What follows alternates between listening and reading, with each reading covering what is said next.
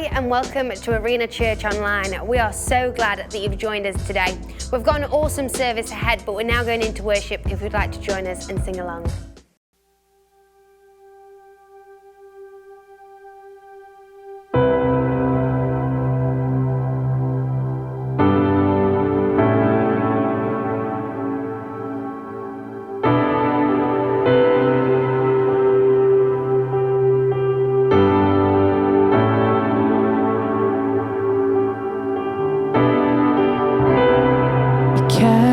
The cross upon your back, bleeding until the final breath, tears of blood, a crown of thorns.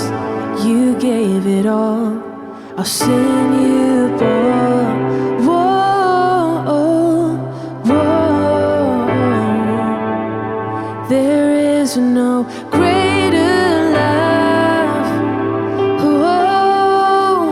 Oh, the cross, what you've done, it was more than enough, more than enough. Oh, the cross, what you've done, the power of your love was more than enough.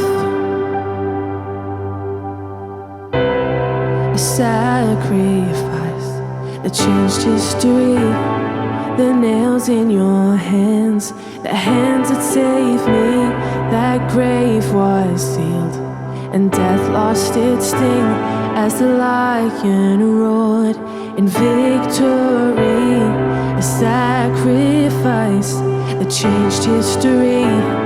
The nails in your hands, the hands that saved me. That grave was sealed, and death lost its sting as the lion roared in victory. Yes, oh, the cross, what you've done, it was more than enough, more than enough. Oh, the cross, what you've done, the power of your love was more than enough. Oh, the cross, what you've done, it was more than enough, more than enough. Oh, the cross, what you've done, the power of your love was more than enough. Oh, thank you. Oh, we're so thankful, Jesus, for all that you've done, for all that you are. My heart will sing forever. Thank you for breaking the bread of your body, for spilling the wine of your blood. Thank you, all my heart will sing forever. Thank you for breaking the bread of your body, for spilling the wine of your blood. Thank you, all my heart will sing forever.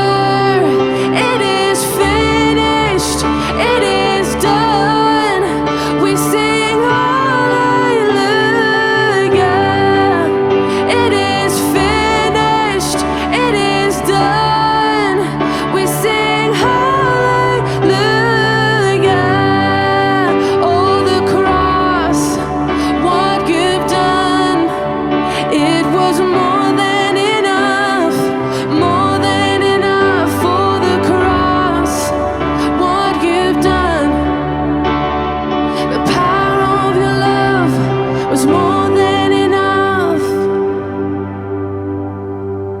Thank you for breaking the bread of your body and spilling the wine of your blood.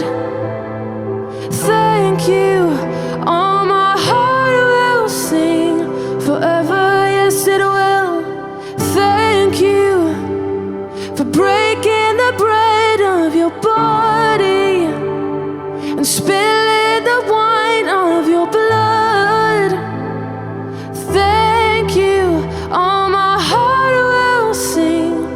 forever, yes.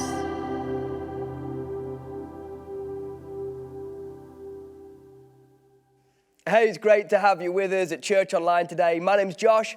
I'm one of the campus pastors here at Arena Church. We have the privilege today of speaking to David and Jono, who are our Belper and Nottingham campus pastors, as we explore this whole idea of a healthy home. We want to talk about and look into what it means to have a home that honors God, where godly principles can flourish. And David and Jono have sought to build that in their lives, in their homes that honor God. I just want to read us a proverb just as we start. Proverbs 15, verse 5, it says this: "A fool spurns a parent's discipline, but whoever heeds correction shows prudence. The house of the righteous contains great treasure, but the income of the wicked brings ruin." I don't know about you, but I want to build a house. I want to belong to a house where great treasure comes from it. I don't want to belong to a house where ruin comes.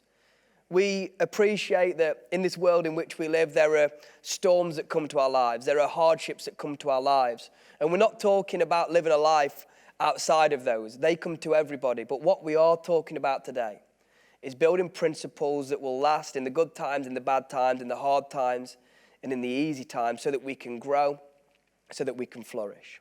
So, without any further ado, why don't we speak to David and Jono, and I'll get them to introduce themselves to you, tell you a little bit about their background and their homes.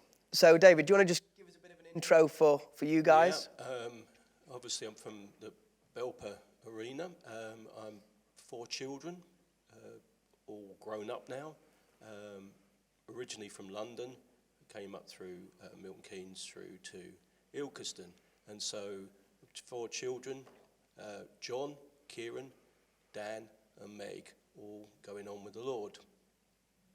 Brilliant. And Jono, why don't you give us a bit of an overview from your side? Yeah, so my name's Jono. Maybe one day I'll have 4 children like Dave, but in the meantime I have a wife called Annie, and we have the privilege of having a 7-month-old little boy. And genuinely the biggest blessing of my life ever is to become a father. So yeah, I aspire to build a healthy home, especially with a little boy. Yeah, completely. So just tell us a little bit about your backgrounds, guys. Like, David, have you always been in church? Or, just a quick overview of your story.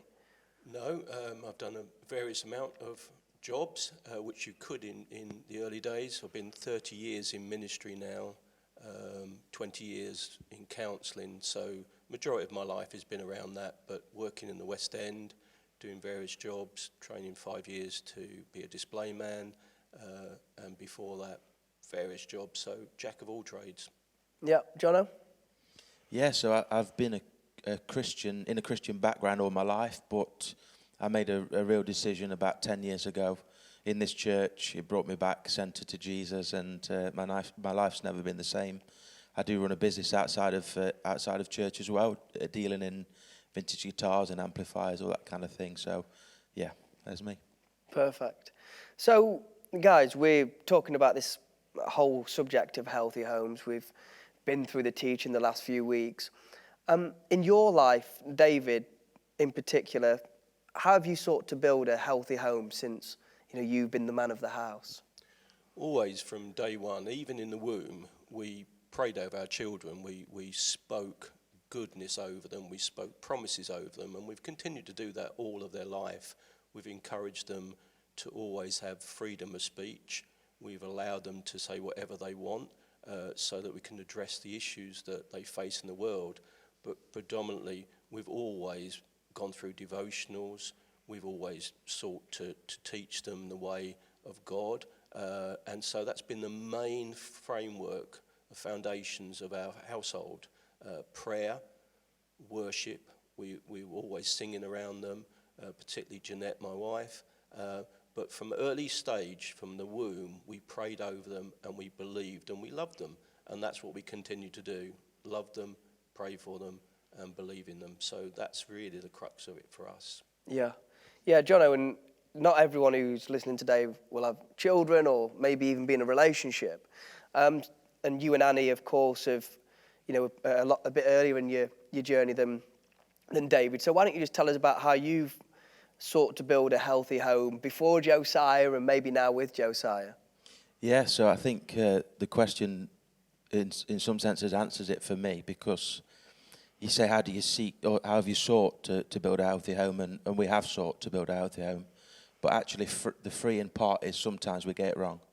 And that's been the underlying thing for us. Not that we go out to get it wrong at all, but freeing to know that we sometimes can get it wrong with one another, especially early on in our marriage. But one of the biggest things, I think, is speaking kind words over one another. Before I was a Christian, before I was in Arena, I was in circles that did the complete opposite about our girlfriends and boyfriends or whatever at the time. And we didn't just speak wrongly to one another, but about one another as well. And I knew when I became a Christian that had to stop. That had to stop. So do I get it right all the time? Absolutely not. But do I seek to speak kind words to my wife and about my wife? I absolutely do. And also as well, we really do seek to forgive one another and deal with things very quickly, because I think that brings a lot of health into our marriage and our family. Yeah, for sure. I mean, picking up on what you said there, David, over your children, praying over your children. I can remember from an early age, I've always been in a Christian home, and my earliest memories are my parents praying over me at the start of the day, at the end of the day, and that's something that I've sought to continue to do over my kids. I've got 3 kids, and that I don't think we'll ever fully underestimate the power of that prayer over our children. So we've talked a little bit about that. Just talk to me a little bit about, have you had outside influencers, people that you've gone to, people that have helped you, maybe when in seeking to build a healthy home, we know things get out of whack, we go through tough times.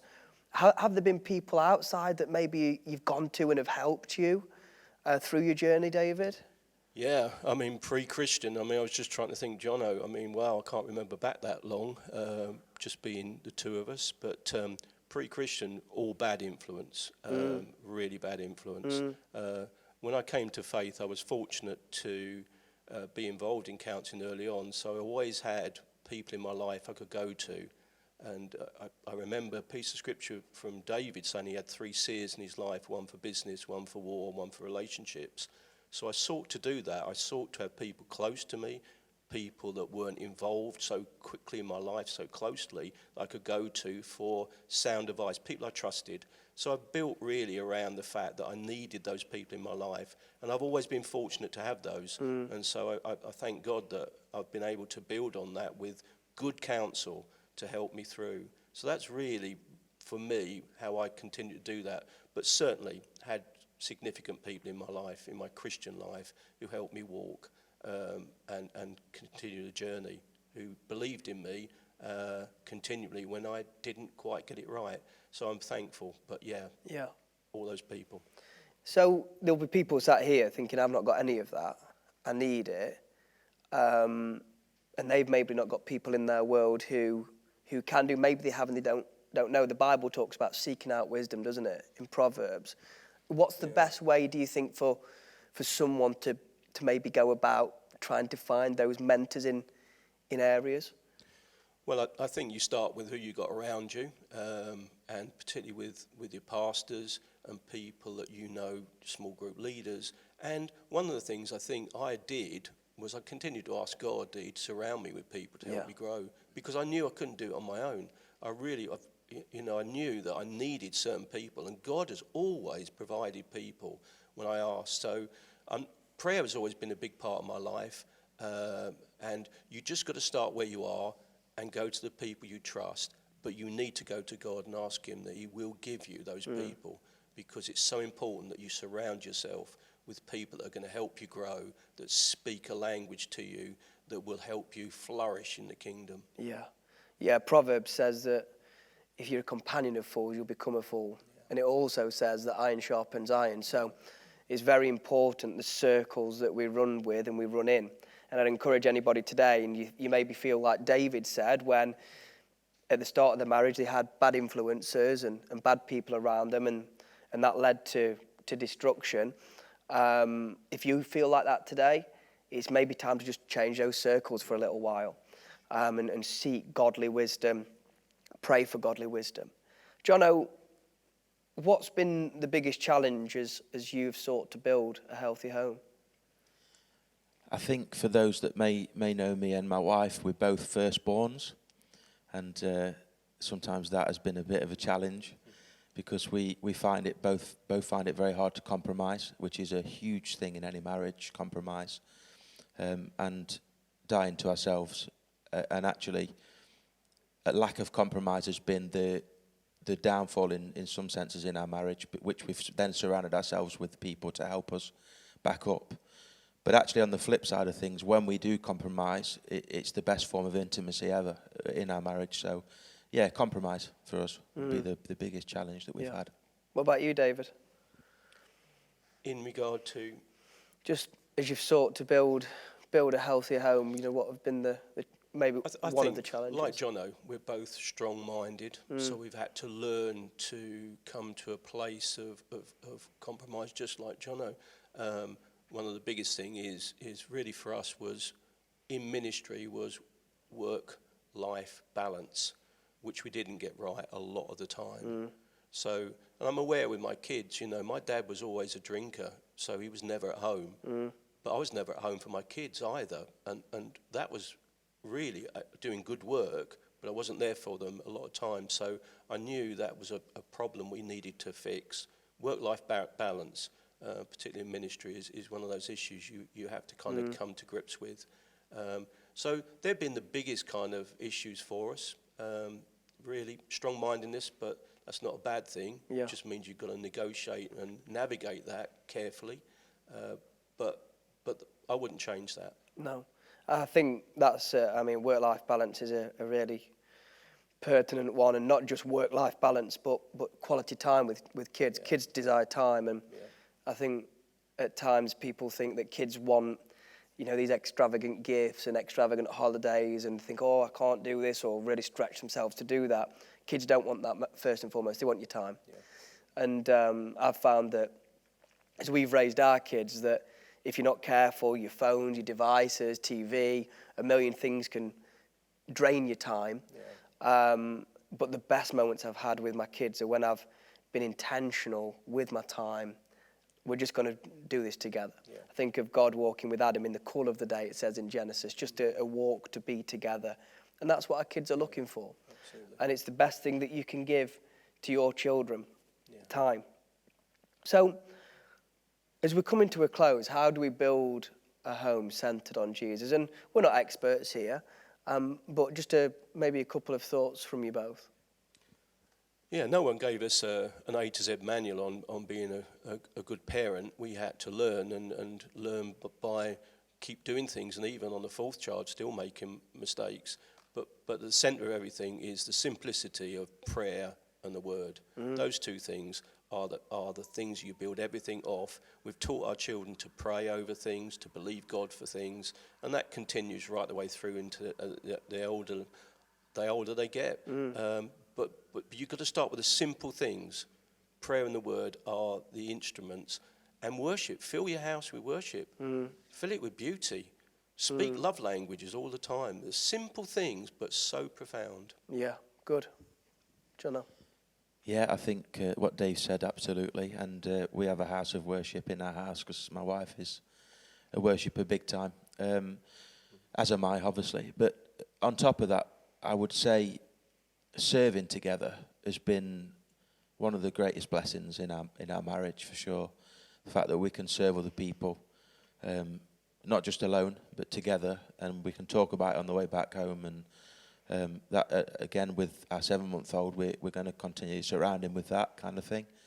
So yeah, things that David said, but also serving together is a privilege. Yeah, and I mean, on that, I think serving together, I was raised in a home where I was brought on the journey of serving. So my mum would be at worship practice, and we'd be there with her most of the time, or midweek meetings, church.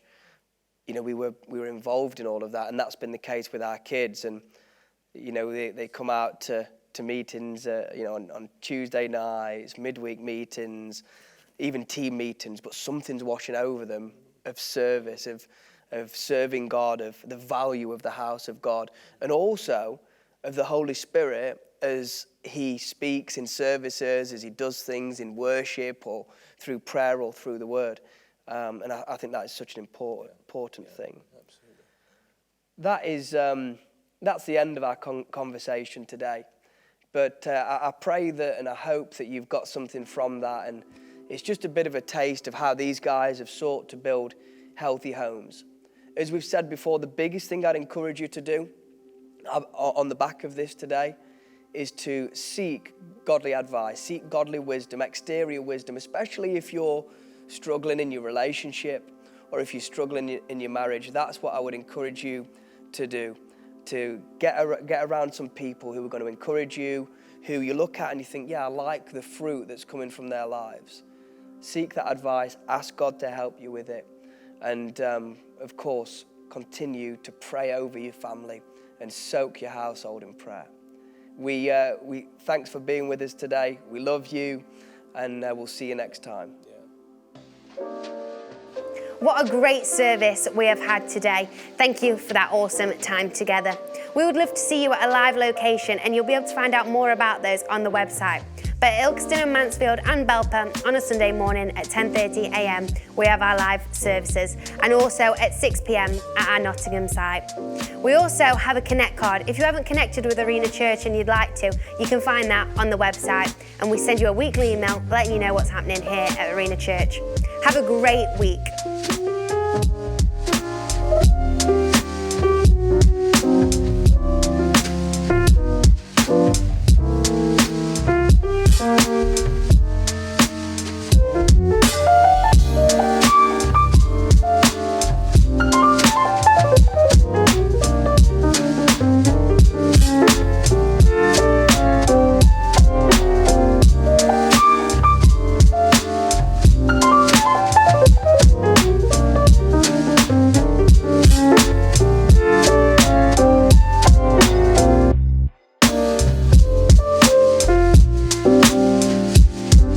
Thank